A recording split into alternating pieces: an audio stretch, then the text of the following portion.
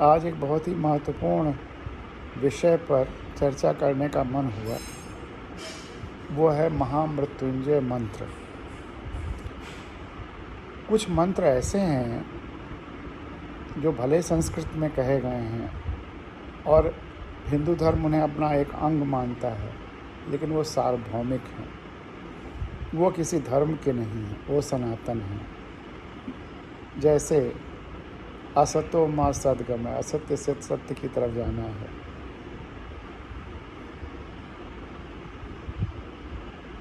अंधकार से प्रकाश की तरफ जाना है। तमसो माँ ज्योतिर्गमय। वसुधैव कुटुंबकम, पूरी धरती के सारे जीव जंतु वनस्पतियाँ जितने जीवित प्राणी हैं सब परिवार हैं। सर्वे भवन्तु सुखिनः, सब सुखी हों, सब निरोगी हों, किसी को दुख का भाग न मिले। सर्वे भवन्तु सुखिनः, सर्वे सन्तु निरामया मा कश्चित्, सर्वे भद्राणि पश्यन्तु, सबका भला देखें करें और माँ कश्चित् दुख भाग भवे, किसी को दुख ना हो। ये जो मंत्र हैं, तत्वमसि, जो तुम में है वही मुझ में है। जो संपूर्ण ब्रह्मांड में चारों तरफ जहाँ देखें उस तरफ वही है, वही हम में है।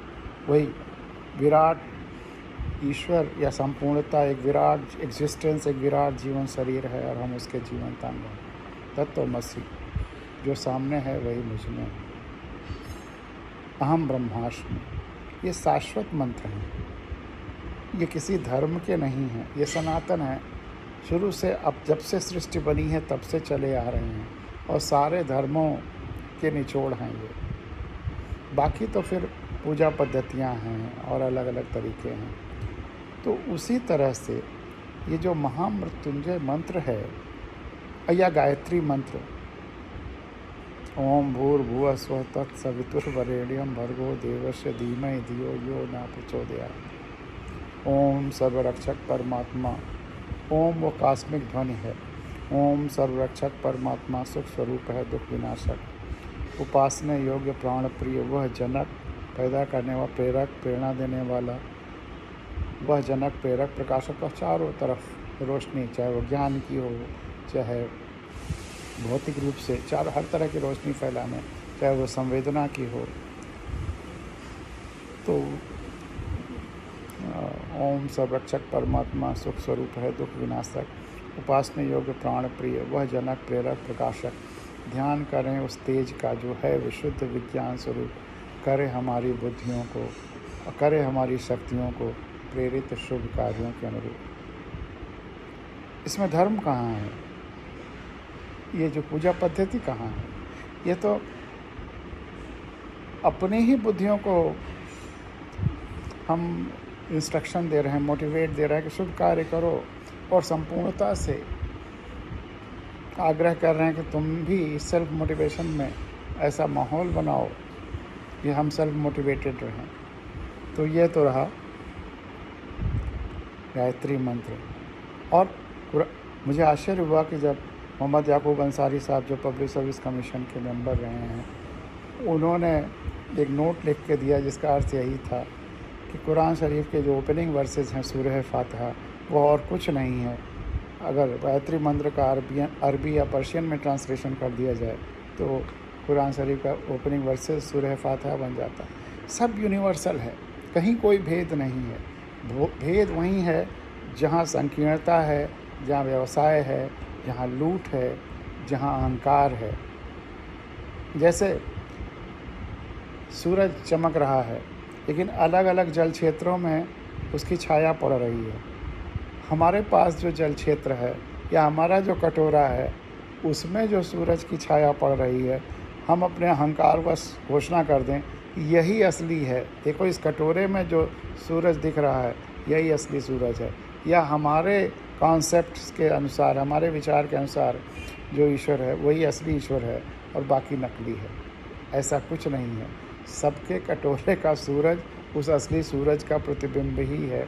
यह सार्वभौमिकता हमको समझनी पड़ेगी, माननी पड़ेगी, और सब उस सार्वभौमिकता को स्वीकार करते हुए हमको सबके विचारों को सुनना रहेगा समझना रहेगा कि क्यों ये विचार डेवलप हुए, इसमें कहाँ तक सत्य है और कहाँ उसका लोभ या अहंकार या व्यापार है। तो उसी तरह से महामृत्युंजय मंत्र जो बहुत प्रचलित है और बहुत शरीर के लिए स्वास्थ्य के लिए अच्छा माना जाता है, तो उस पर थोड़ी सी चर्चा आज हो जाए। और बहुत लोग महामृत्युंजय का जाप कराते हैं, जाप करते भी हैं, वर्षों से जाप करते हैं, लेकिन उसका अर्थ नहीं जानते। बिना अर्थ जाने हुए किसी भी मंत्र का पढ़ना निरर्थक हो जाता है, क्योंकि मैं शुरू से कह रहा हूँ, मंत्र वह है जो मन पर प्रभाव डाले और तंत्र वह है जो तन पर प्रभाव डाले। तो अगर हम किसी चीज़ का अर्थ या भाव नहीं जानते हैं तो मन पर प्रभाव ही नहीं पड़ेगा, तो फिर मंत्र बनेगा ही नहीं। ध्वनि है, ध्वनि अच्छी लग सकती है, जैसे क्लासिकल म्यूज़िक है या और म्यूज़िक है, उसी तरह से उसका वाइब्रेशन से जितना लाभ हो सकता है उतना होगा, लेकिन वह भाव से जो लाभ होना है वह नहीं हो पाएगा। तो सबसे पहले वह श्लोक महामृत्युंजय का, फिर उसके बाद उस पर चर्चा। ओम त्र्यंबकम यजामहे सुगंधिम पुष्टिवर्धनम उर्वारुकमिव बंधनान् मृत्योर्मुक्षीय मामृतात्। इसके अक्षरशः अर्थ ये हैं, त्र्यंबकम 3 नेत्रों वाले, 3 नेत्रों वाले। 3 नेत्र अलग अलग अर्थों में हो सकते हैं। 3 नेत्र, एक वर्तमान, एक भूत, एक भविष्य का हो सकता है। ज्ञान, बुद्धि और संवेदना का हो सकता है, अलग अलग नेत्र। तो 3 नेत्र, और पूरा ब्रह्मांड में, अगर ब्रह्मांड में एग्जिस्टेंस में 3 नेत्र क्या हैं? मैटर, एनर्जी और टाइम। तो यह जो त्रिनेत्र है, यह हर चीज़, इस सब का निरूपण है। तो 3 नेत्रों वाला यजामहे, हम पूजते हैं, सम्मान करते हैं, श्रद्धा करते हैं। सुगंधिम, मीठी महक वाला, सुगंधिम, अच्छी गंध वाला। गंध बहुत महत्वपूर्ण है। गंध कैसे हम आभास करते हैं? अणुओं द्वारा। सबसे सूक्ष्मतम किसी चीज़ से उत्सर्जित होती है, अणु उत्सर्जित होते हैं, और हमारे नासिका क्षेत्रों में अणुओं के पहचानने की क्षमता है। जब वह अणु नासिका क्षेत्रों से टकराते हैं तो हमें गंध महसूस होता है। तो गंध बहुत महत्वपूर्ण क्रिया है। और सुंदर गंध वाले, यानी कि सुंदर अणुओं वाले, सुंदर महक वाले। पुष्टिम, सुपोषित, फलना फूलना, समृद्धि, जीवन की परिपूर्णता। वर्धनम, वह जो पोषण करता है, शक्ति देता है। स्वास्थ्य, धन, सुख में वृद्धि कारक, जो हर्षित करता है, आनंदित करता है और स्वास्थ्य प्रदान करता है। उर्वारुकम, ककड़ी, ककड़ी या किसी लता वाले जो फल या सब्जियां हैं, आप उसे लौकी भी कह सकते हैं। उर्वारुकम, इव, जैसे, इस तरह। बंधना, बंधना मतलब तना, लौकी का भी हो सकता है और ककड़ी का भी हो सकता है। मृत्युर, मृत्यु से। मुक्षिया, हमें स्वतंत्र करे, मुक्ति दे। माँ, न, अमृतात्, अमरता। तो सरल अनुवाद तो ये हुआ कि हम त्रिनेत्रीय वास्तविकता का चिंतन करते हैं, जो जीवन की मधुर परिपूर्णता को पोषित करता है, वृद्धि करता है। ककड़ी तरह हम इसके तने से अलग हों, मुक्त हों। ककड़ी की तरह हम इसके तने से मुक्त हों, अलग हों। अमरत्व से नहीं, बल्कि मृत्यु से। मृत्यु से ककड़ी की तरह हमारी मुक्ति हो, ककड़ी के फल की तरह से। अब बहुत महत्वपूर्ण इसका ये है कि जो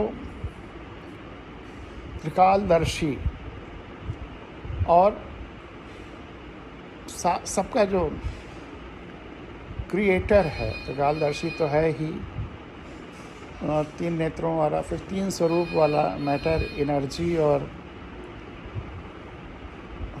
वाइब्रेशंस, फिर कर्म, ज्ञान और संवेदना, इन सब का जो समुच्चय है वह त्र्यंबकम जो सम्मान करने योग्य है, जो चारों तरफ सुगंध, चारों तरफ अच्छे कर्म फैलाता है, और वह एटॉमिक लेवल से हर लेवल पे जो चारों तरफ आनंद फैलाता है, पोषण करता है, पुष्टिवर्धनम। और अब इसका असली स्वरूप जो बहुत ही महत्वपूर्ण है कि जैसे लताओं वाले या किसी भी वृक्ष से जब कोई फल पक जाता है तो स्वतः ही उस वृक्ष को छोड़ करके गिर जाता है, उसकी तरफ इशारा किया गया है। कितना विचित्र भाव है, आप सोचिए, अपने को वहाँ ले जाइए कि पेड़ पर या लता में कोई वृक्ष लगा हुआ है, चाहे आम का फल हो, चाहे लौकी का हो, चाहे ककड़ी का हो, जब पक गया है और अब उसको छोड़ देता है। लताओं में तो वहीं ज़मीन पर गिर जाता है, पेड़ वगैरह में, ऊंचे पेड़ से आम वगैरह। यहाँ जैसे इस एरिया में जहाँ हम हैं, गोल्फ लिंक्स में, यहाँ जामुन के पेड़ बहुत हैं। सुबह घूमने जाइए तो जामुन के ढेर लगे रहते हैं सड़क के किनारे। तो जब वो पेड़ से वो निकलता है तो पका हुआ, तो उसमें न पेड़ को दर्द होता है और न उस फल को दर्द होता है। सहज रूप में, सहज क्रिया है वह। मृत्यु भी है उस फल का, उस पेड़ से अलग होकर के, और जन्म भी है। सबसे बड़ी बात यह है, ये जो सहज क्रिया है ये मृत्यु भी है और जन्म भी है। उसमें एक बीज है और या कई बीज हैं, उन बीजों से फिर वैसे ही वृक्ष तैयार हो सकता है। ये जन्म भी है और मृत्यु है कि उस पेड़ से वह अलग हो रहा है। हम जिन अर्थों में मृत्यु मानते हैं कि हम किसी परिवार से, उस परिवेश से, उस देश से, उस धरती से, इस जगत से हमारी मृत्यु तो हो रही होती है, लेकिन वह मृत्यु कहीं न कहीं हमें नई जगह से जोड़ती है। हमारा जो शरीर है वह अलग अलग, वो 5 तत्वों में मिल जाता है। जो ऊर्जाएं हैं, जो स्पंदन हैं, वो उस समष्टि में, संपूर्णता में मिल जाता है, ईश्वर में विलीन हो जाता है। जन्म भी हमारा ईश्वरीय समुद्र की एक बूंद के रूप में हुआ था और फिर उसी ईश्वरीय समुद्र में हम मिल जाते हैं, संपूर्णता में पहुंच जाते हैं। तो कहीं कुछ, लेकिन इसमें कहीं कोई भाव, तकलीफ़ या वो भाव नहीं है, दर्द का भाव नहीं है। यह इतना सहज है, इतना सहज है कि जिसकी केवल कल्पना की जा सकती है। तो उस तरह का हमारा मृत्यु हो जहाँ पर कोई तकलीफ़ न हो, संपूर्णता से हमारा जुड़ाव हो जाए। और जन्म और मृत्यु करीब करीब मिलती हुई बातें हैं। जैसे जब गर्भ से बच्चा, चाहे मनुष्य का या जानवर का, किसी का भी पैदा होता है, तो माँ की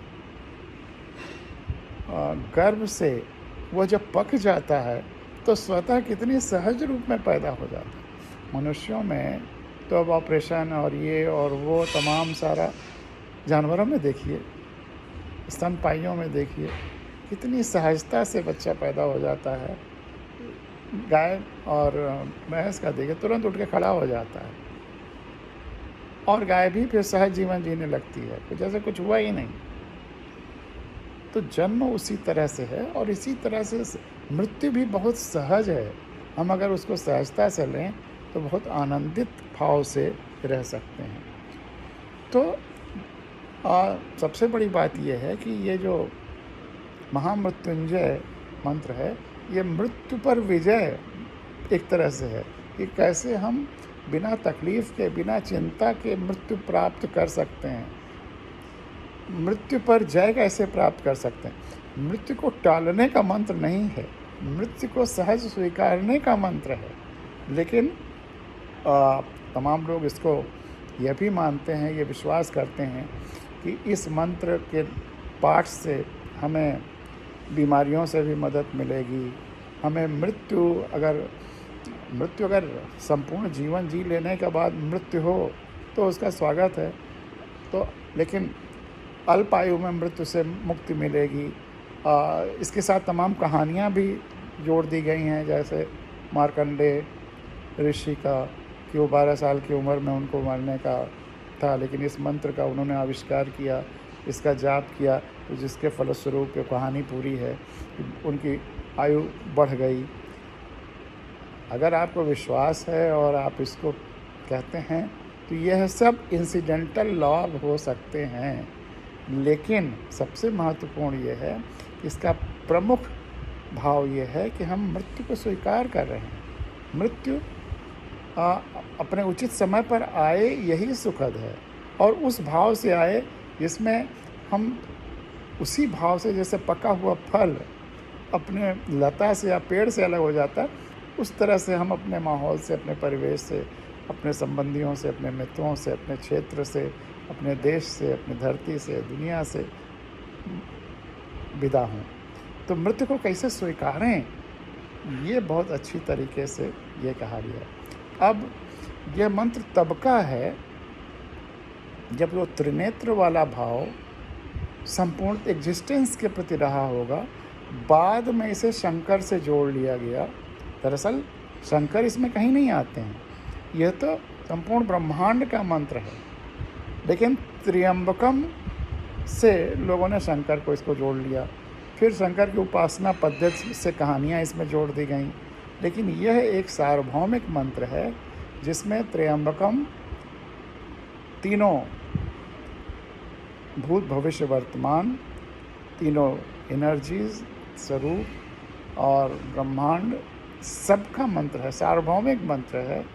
और वैसे भी शिव को भी अगर ले लिया जाए तो शिव भी सार्वभौमिक देवता हैं। वह शिवालय में पूजे जाने वाले शिव नहीं हैं, वह या तो प्रकृति के कैलाश पर्वत पर रहने वाले वह विराट शिव हैं, या फिर वह शिवलिंग जो किसी पेड़ के तने पे रखा जाता है और जिसको पूजा में जल चढ़ाया जाता है ताकि उस जिस पेड़ के तने जड़ के पास वो रखा हुआ है उसको पानी मिले। शिव वह प्राकृतिक देवता हैं। इसीलिए मैं कहता हूँ कि लोकतंत्र के देवता शिव हैं। ये जितने हमारे क्राइस्ट को छोड़ दें तो राम हुए, कृष्ण हुए, मोहम्मद हुए, वो सब राजशाही के देवता हैं। और राम और कृष्ण ने तो बता भी दिया कि मैं शरीर को हमारे ना समझो, हमारा जो विराट स्वरूप है, यानी कि विराट संवेदना, विराट ब्रह्मांड को ही अपना विराट स्वरूप दिखाया, और विराट स्वरूप वह उसको आइडेंटिफाई किए हुए हैं, इसलिए अपना स्वरूप उसको मानते हैं। उनकी संवेदना इतनी सर्वव्यापी एग्जिस्टेंस से जुड़ी हुई है। वह वही लाली मेरे लाल की जित देत खूं तित लाल, लाली देखन मैं चली मैं भी हो गई लाल। राम और कृष्ण उस लाली में लाल हो चुके हैं, इसीलिए वह देवताओं के समकक्ष आ जाते हैं। लेकिन एग्जिस्टेंस ही ईश्वर है। संपूर्ण ब्रह्मांड एक विराट जीवन शरीर है और हम सब उसके जीवन शरीर हैं। इसलिए हम सब में वह लाल होने की संभावना है, बस साधना की ज़रूरत है, उसको समझने की ज़रूरत है, उसको आत्मसात करने की ज़रूरत है। तो आज एक गहरा विषय था और इस पर चर्चा अपने जो नॉर्मल फॉर्मेट 10-15 मिनट का है उससे ज़्यादा हो गया, लेकिन आशा है कि आपको ये अंक अच्छा लगेगा और इस पर आप अपनी प्रतिक्रिया अवश्य दीजिएगा।